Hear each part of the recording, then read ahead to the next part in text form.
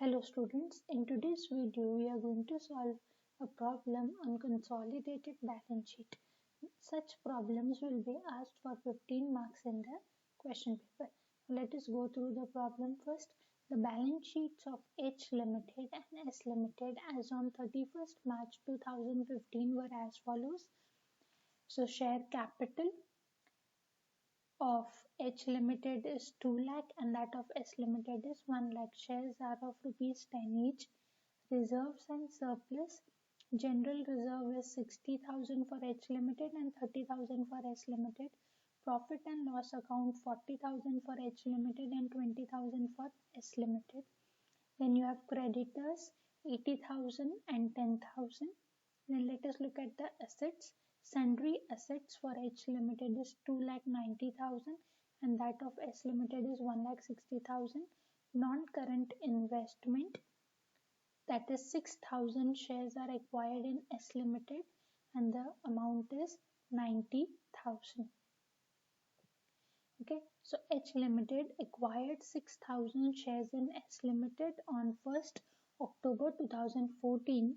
There was credit balance of 20,000 to general reserve and 10,000 to profit and loss account of S Limited on 1st October 2014. Prepare consolidated balance sheet. See now, H Limited is acquiring shares in S Limited. So H Limited is the holding company and S Limited is the subsidiary company. Okay, so using the information that is given in the problem, you have to prepare consolidated balance sheet. Now before we prepare consolidated balance sheet, we have to first calculate what is minority interest and we have to also calculate the cost of control and goodwill or capital reserve that will be shown in the balance sheet. So let us start our calculations. So first we will start with the calculation of minority interest. Now to calculate minority interest, first we will have to calculate the ratio of holding company and the remaining shareholders. First let us look at what is the total number of shares of S Limited. Share capital is 1 lakh, shares are of rupees 10 each, that means 10,000 shares are there. Out of that 10,000, how many are acquired by H Limited? Here you can see it is 6,000. So 6,000 shares are acquired by holding company and remaining 4,000 shares are acquired by other shareholders. So 6,000 is to 4,000. Our ratio will be 3 is to 2. That we will write it here. So first we will divide the share capital of the subsidiary company. Share capital is 1 lakh. Okay, so 1 lakh into 3 divided by 5, that will be 60,000. Similarly, for remaining shareholders, 1 lakh into 2 divided by 5, that will be 40,000. Now we have to calculate pre-acquisition reserve and post-acquisition reserve. Now look at the information about reserves that is given in the balance sheet only of S Limited. Now reserves are 30,000. These reserves are at the end of the year. Look at the information which is given here. There was a credit balance of 20,000 to general reserve and rupees 10,000 to profit and loss account on 1st October 2014. And the shares are also acquired on 1st October 2014. So date of acquisition of shares is 1st October 2014. And the balance of general reserve is given as on 1st October 2014. So this entire balance of 20,000 is your pre-acquisition reserve. So this we have to divide between holding company and remaining shareholders. Okay. Here clearly they have given us entire amount of pre-acquisition reserve. No need of separate calculation. I hope you are understanding the information this is given. See here the balance of 20,000 to general reserve as on 1st October 2014 and the date of acquisition also is 1st October 2014. So other calculations are not required. Directly they have given you your pre-acquisition reserve which is 20,000. So this we have to divide between the holding company and the remaining shareholders. So 20,000 into 3 divided by 5, that will be 12,000, and for remaining shareholders 20,000 into 2 divided by 5, that will be 8,000. Now we have to calculate post acquisition reserve. So what is the reserve which is given in the balance sheet? Reserve is 30,000. From that we have to minus the reserve that we have taken as pre-acquisition reserve, which is 20,000. So our post-acquisition reserve will be 30,000 minus 20,000, which is 10,000. So this 10,000 is to be divided between holding company and the remaining shareholders. So 10,000 into 3 divided by 5, which will be 6,000, and for remaining shareholders 10,000 into 2 divided by 5, that will be 4,000. I hope these calculations are clear. So they have clearly given us pre-acquisition reserve. Now let us look at the profit and loss account. Now profit and loss account given in the balance sheet is 20,000, and here they have given you profit and loss account of S Limited as on 1st October 2014 was 10,000. So this is your pre-acquisition profit, and this is your total profit. So clear cut, they have given you pre-acquisition profit as on 1st October 2014, and that is only the date of acquisition. So that is our pre-acquisition profit. So pre-acquisition profit is 10,000, which you have to divide between holding company. So 10,000 into 3 divided by 5, it will be 6,000, and for remaining shareholders 10,000 into 2 divided by 5, that will be 4,000.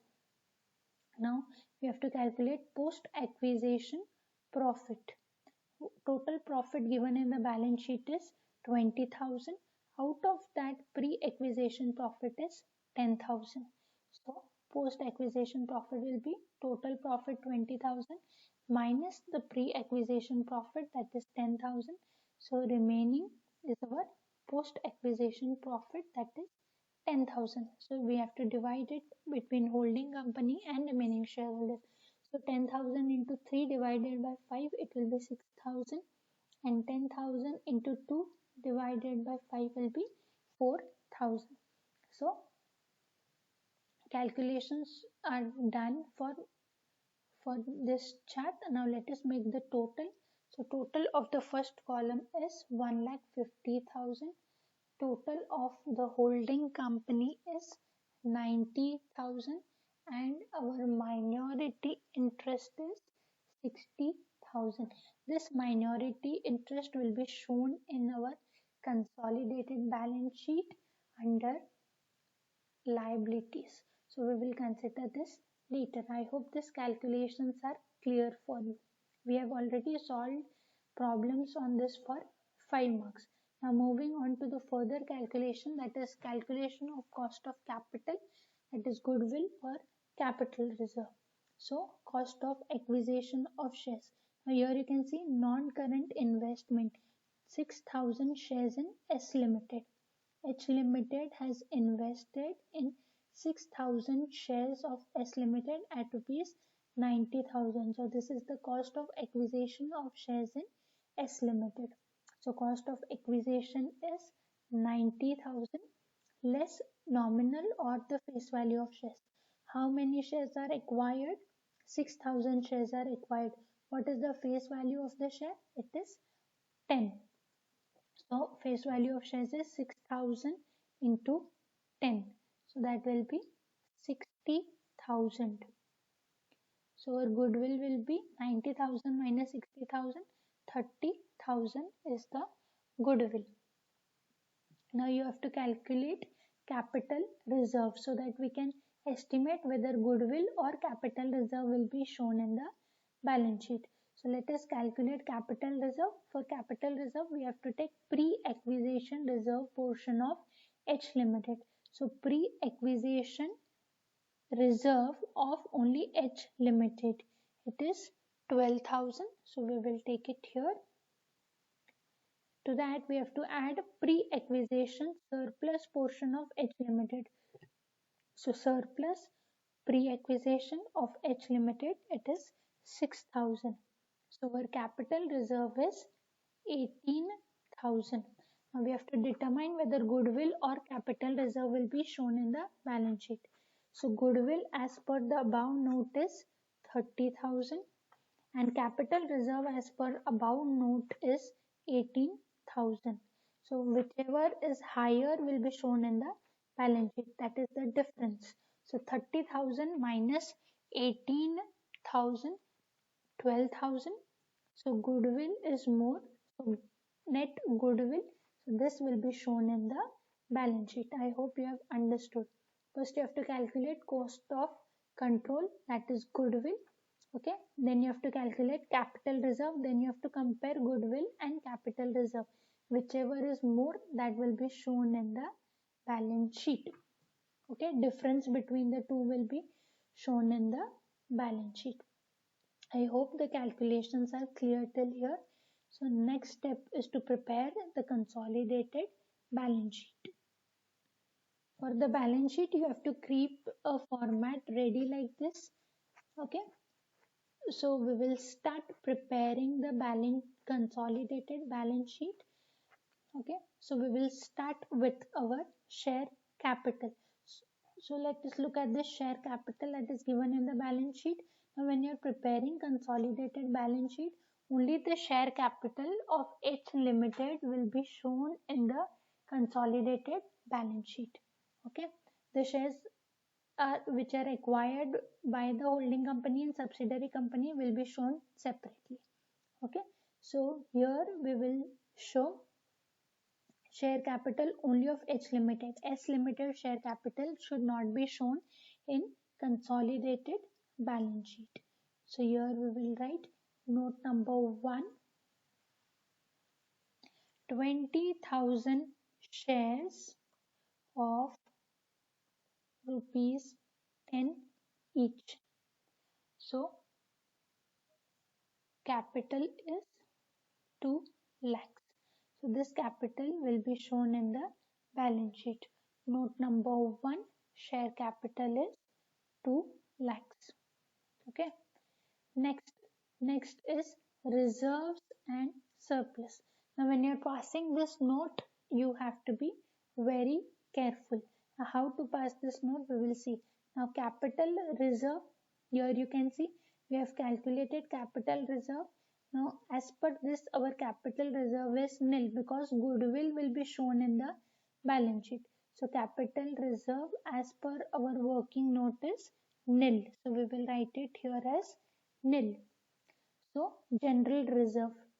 Okay, general reserve of H Limited.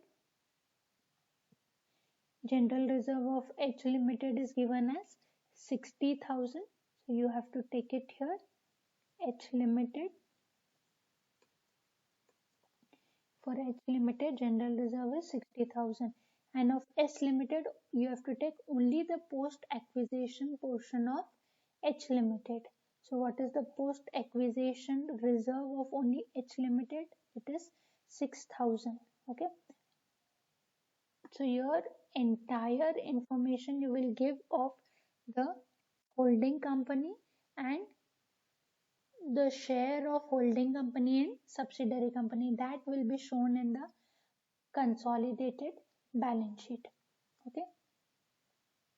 So 60,000 and 6,000, total 66,000.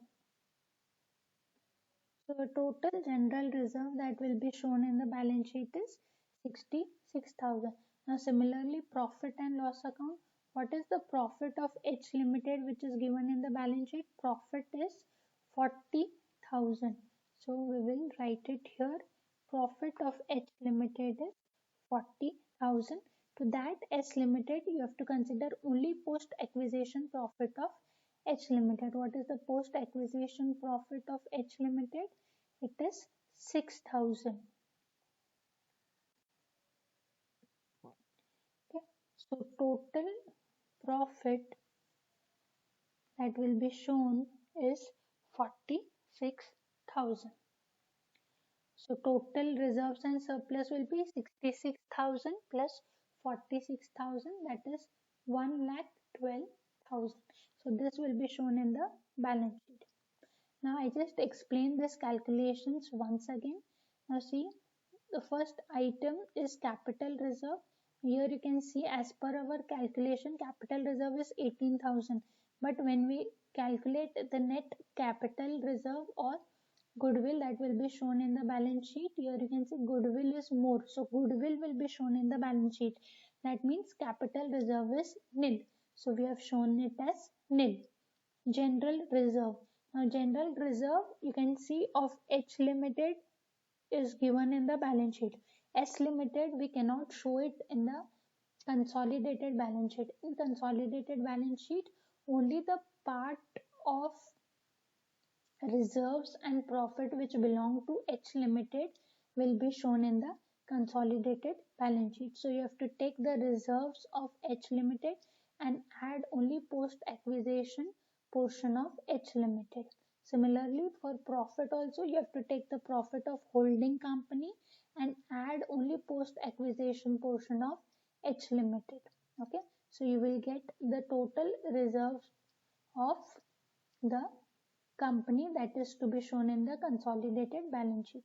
So here we will write reserves and surplus. Note number 2, amount is 1,12,000. Okay. Next is minority interest. So in the balance sheet you will directly show minority interest. Minority interest as per our calculation is 60,000. This minority interest is shown only in consolidated balance sheet. In other problems, never do we ever show minority interest. So here you have to show minority interest as well in shareholders funds. Okay. Now the next item is trade payables. So in trade payables, you have to add the creditors of both the companies. So creditors of H Limited is 80,000 and that of S Limited is 10,000. So we have to take it in the balance sheet. Note number 3, trade payables, in that creditors. Creditors of H Limited are 80,000 and that of S Limited they are 10,000. Okay, so the total creditors that we will show in the balance sheet will be 90,000. So trade payables, note number 3, total amount is 90,000. Okay, so we are done with the liability side of the balance sheet.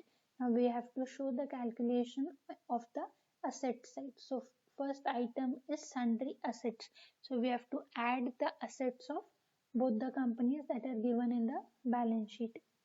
So sundry assets 2,90,000 for H Limited and for S Limited it is 1,60,000. So in the balance sheet, okay, note number 4, sundry assets of H Limited is 2,90,000 and that of S Limited is 1,60,000. So total sundry assets that will be shown will be 4,50,000. So in the balance sheet, sundry assets, note number 4, 4,50,000. Okay, and then finally last asset, that is intangible asset, goodwill. Now goodwill we have calculated here. Our goodwill is 12,000. So goodwill as per the balance sheet is 12,000. So same we will write it here, 12,000. Okay, so we have taken all the assets and liabilities. Now let us make the total of the balance sheet. So total of the liability side is 4,62,000. Now let us make the total of the asset side. It is same, 4,62,000. So this is how you solve the problem of consolidated balance sheet. I hope you have understood. With this, I conclude for today. Thank you.